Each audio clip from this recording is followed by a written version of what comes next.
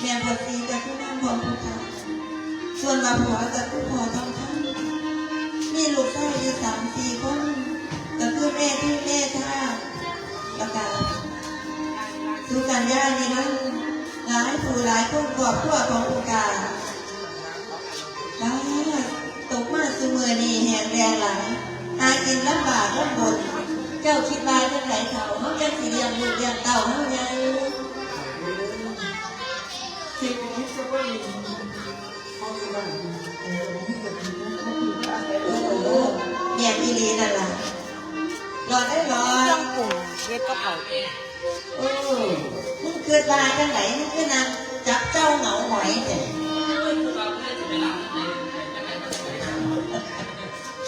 เดี๋ยวนี้บ้านเฮานี่เกิดแห่งเกิดแน่หากินรถกินยาข่าวการแรงแจงขาดหมอเงินสิใส่กระบอกนี่บ่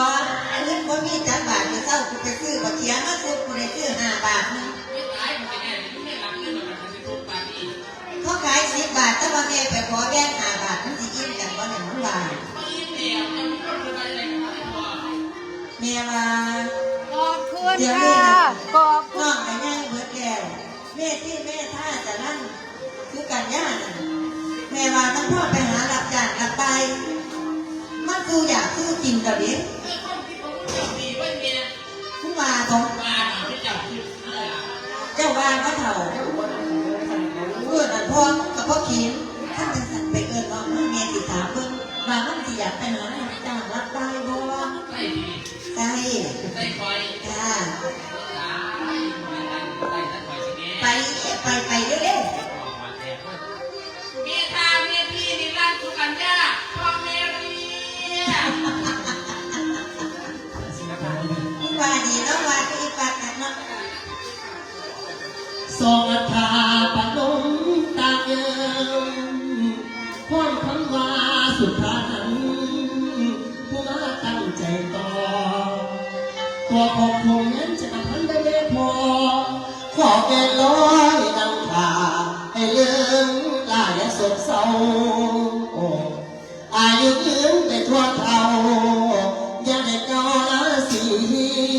พอได้ดีนำสู้สุขคนอย่าจนแขนรวยเงินแสนเงินล้านเป็นเศรษฐีผู้มีมัง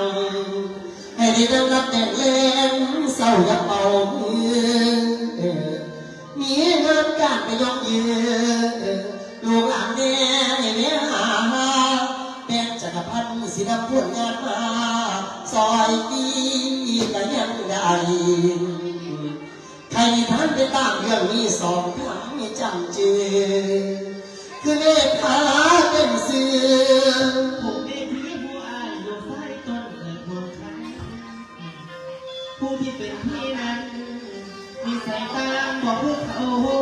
เรียกว่าเอางานบ่ทำคำมาบ่เห็นกันย้ำมีการออกหาเองการเว้นมานอนบ่ซื่นให้บ้านเพื่อนเราคืนบ่มีฮอนดอกไม้เอาพอทดทั้งแม่บัวสีมันดาเบาบอกเล่าทั้งสอนบ่อ่อนซ้อนฟันไผ่ใหญ่สุคนละนอดีไผสิดีก็ดีด่วนอย่ามาซ่าอย่าบอกเกินก็อยากเห็นกะยาเบิ้งมีใส่เฮาเป็นจังสีอย่ามายุ่งบ่เกี่ยวไผเด้นอ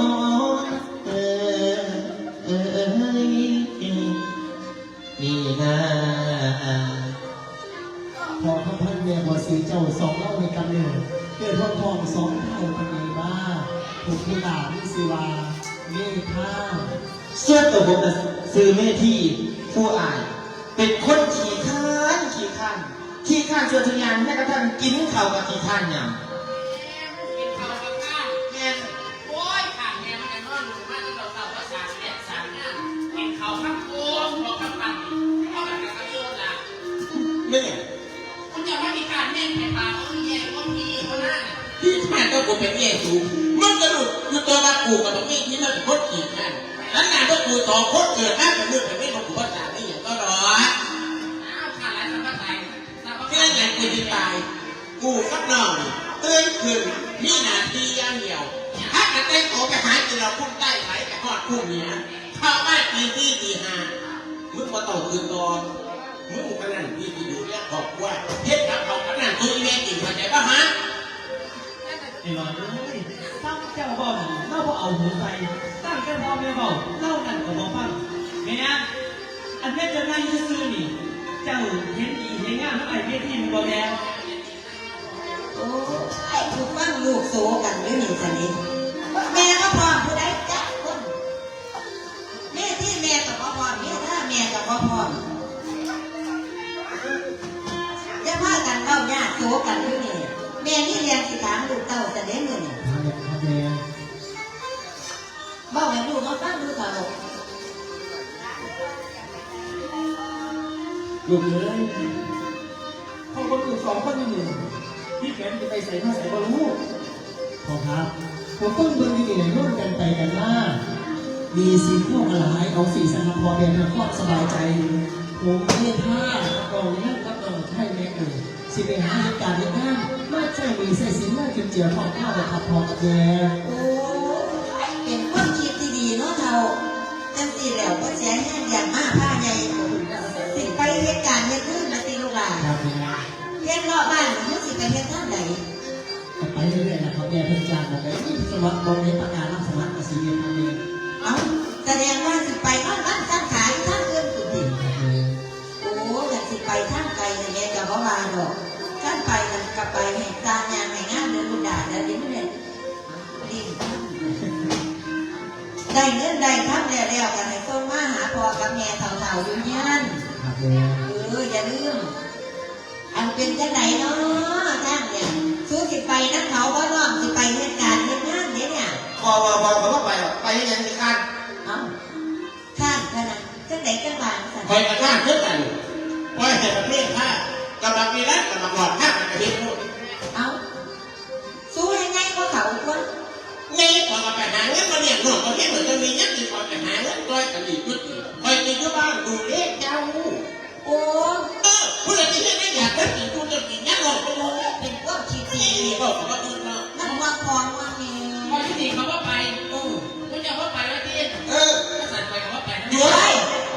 มึงว่าไปก็ได้มึงต้องไปขวดคุ้มนองให้คนนั่งกินไว้รุ่นแล้วงานมาดูของมึงกูติดกูเอาตะกี้กันแล้วเขามันจะว่ากูสบายแล้วกูเลยดี ไปน้ำนองไปน้ำนองถ้าน้องงานแม่ออกมึงกะให้บอกน้องต้อนน้องเขาไปนะให้ไปเสียใจงานอย่างนั้นไปน้ำดีน้ำท่า เนี่ยเดี๋ยวมันเต้นกูไปลำบากกว่า บ่ลำบากหรอกไปลูกหลานเองสิไปห่อเขาห่อน้ำให้ถ้าบอกว่าไม่ได้กินถึงตะแกว เอาละ เอาลูกเนาะ บุพการเจ้าลูกยกใส่เกศาคุณบิดามารดา หันมาพี่ เลี้ยงใหญ่ เอามาให้ลูกเอามา บุพการเจ้าลูกยกใส่เกศา เลยเกศา คุณบิดามารดาเลี้ยงใหญ่งานบ้าน ดีละละลูกหลาน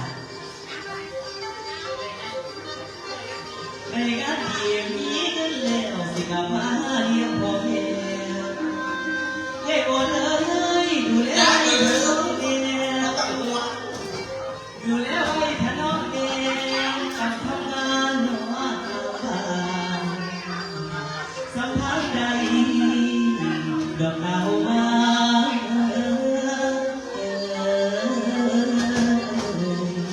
น้องแม่ ไปดีมีความสุขนะลูกหลานไปลูกหลานปะ เดิน ไป ทาง ซุ่มฉีข้างไง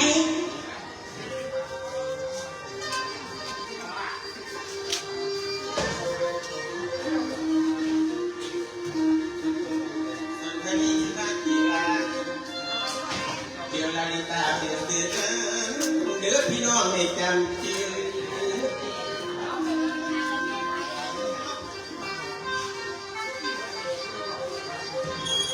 คนทะเลว่าเทียเบลลาลิตาเป็นสื่อน้ำเดี๋ยวพี่น้องให้จำเจือว่าบอกลำบอกของอภัยน้องแม่เด้อมาพอกันเนื้อนี้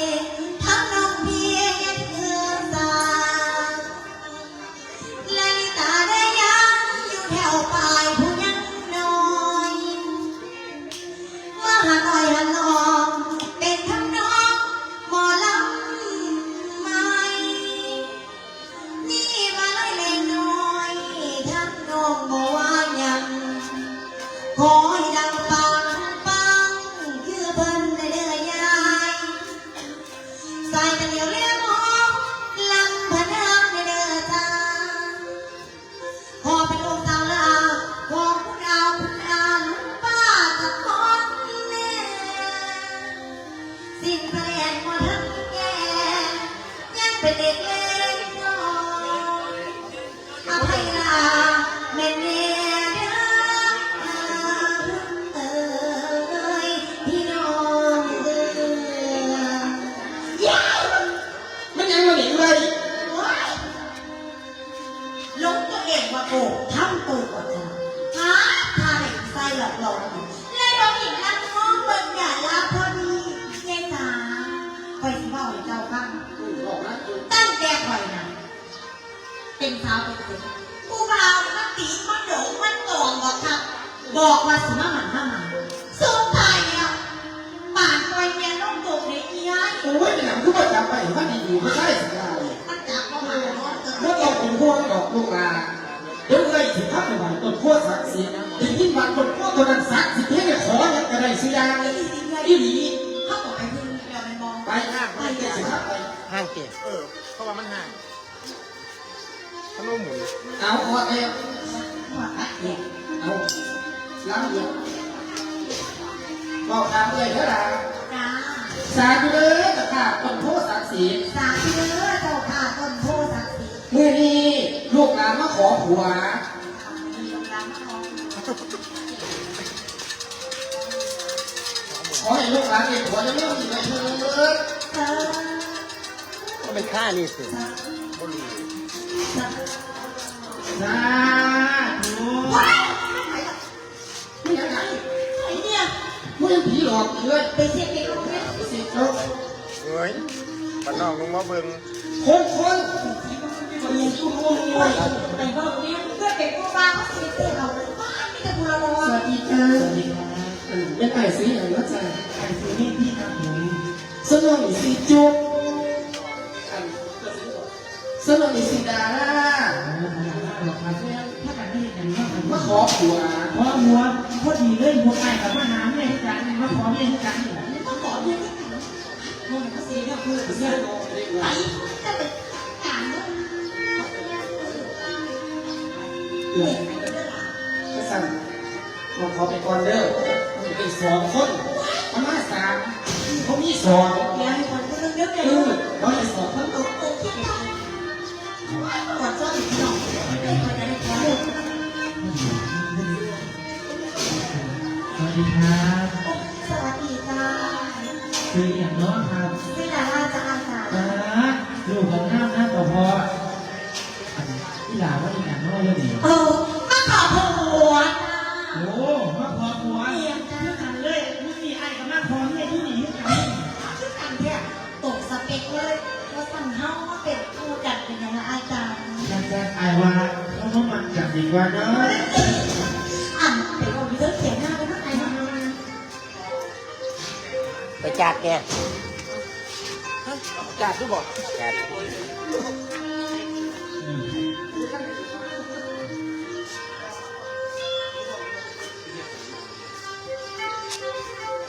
อย่าละนึกเสียงอย่างถือว่าเป็นคนมาเอาไปเข้าถ่ายกันดีหาเสียงก็อย่างเป็นกันดีอีด่าละอีด่าละ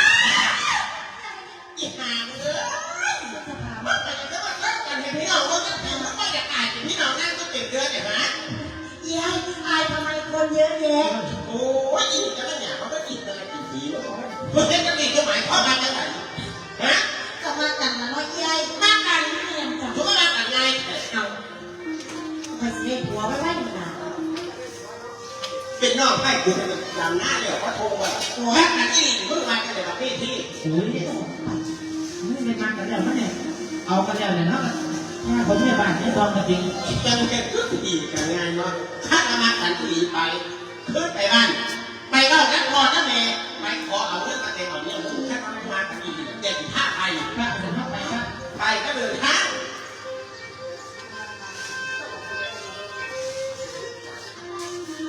สายสาย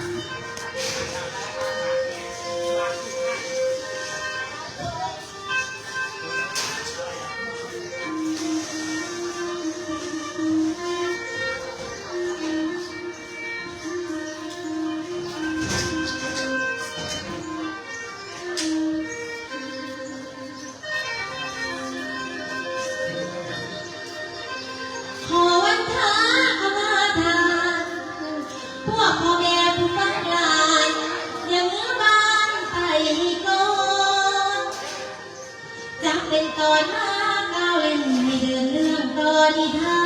นแฟนผู้ฟังหลายหมู่บ้านขอฝากทานให้เชียร์บุญอยากขอบคุณที่เชียร์หลานเอิ้นซอยงานวันใสแม่ที่ไกลหรือไกลแต่อยากให้ทุกมองดีผลงานในเฮานี้เอาของดีมาฝากตอนศรัทธาได้ดอกเสือถือเที่ยวไปหามายอมยืดจนคุ้นแกงสนิทใจแม่น้ำไฟมีคนไว้หาหลังให้จำแน่นฝากวงแน่นในเดินทางน้ำของเพิ่นจากกระพันจำกันไว้ไต่ติดดองขอนสวรรค์เลิศแก้วขอไปคุณเม้นบอกใจ กระน้ำบอกไว้ผมนี่เตือขัดทางคนที่เป็นพันยาคือวันหัวหน้าบ้านเราเอากันนะถ้ากันต่างกันนักเบาก็ได้บนลูกสาวคนเกิดห่วงทองเป็นยิงล้วนใส่คือมาอุตยาบินตาข้างหน้าดินทอง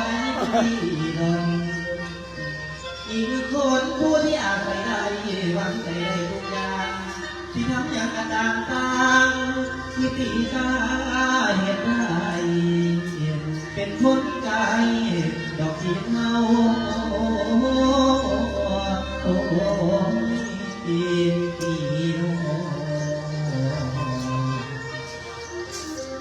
ผมสัปดาห์ประเภททางการทำต่อบุญญา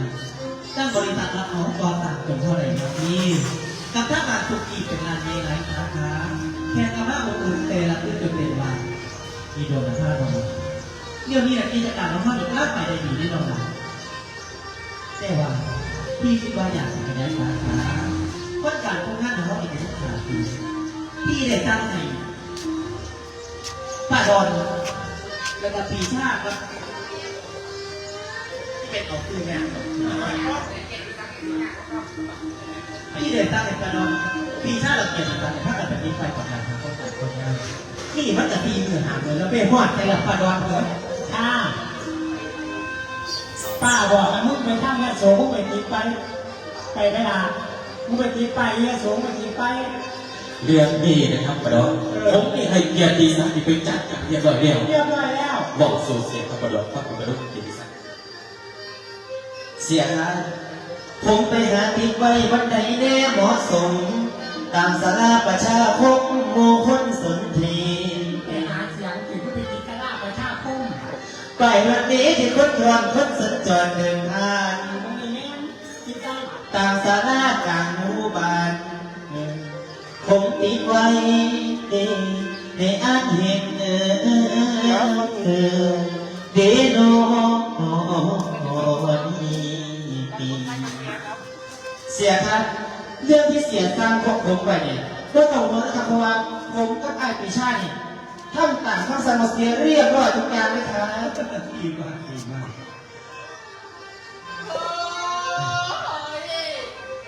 ที่จะเปลี่ยนคนมาเท่ากับนี่นะเสียงเขาสอนกันเดียวด้วยว่าเป็นคนที่มาสมัครการสมัครการของมาด้วยสมัครงานก็ครับก็เป็นคนหนาบ้านกับมาด้วยถ้าเป็นคนหนาคนก็ท่ากับมาหาเสียงเนอะมีตาเพราะมันพลิกไปในหนาบ้านอันนี้เราจะมาดูเทวาที่ใช้มานี่นี่จะได้ใช้ข้าวหมาเป็นยังครับมาก็ต้องให้ยีน่าแล้วต้องกูดีครับก็ไม่ปล่อยโอ้สวัสดีครับคุณให้ยีน่าครับกูบอกเลยว่าอัดอยู่ว้าวเออเอาเป็นยังไงคนโอ้สวัสดีครับคุณนายครับถ้าเกิดว่าเอาตื่นใจผู้เดียวก็เป็นอย่างดอกกระเตอกันว่าหลายๆจะมากันมาอย่างเราว่าจิมาสมัครงานสำหรับคุณนายพอดีเลยตอนนี้น่าจะ2 ตำแหน่งใครพวกคุณเนี่ยพวกคุณ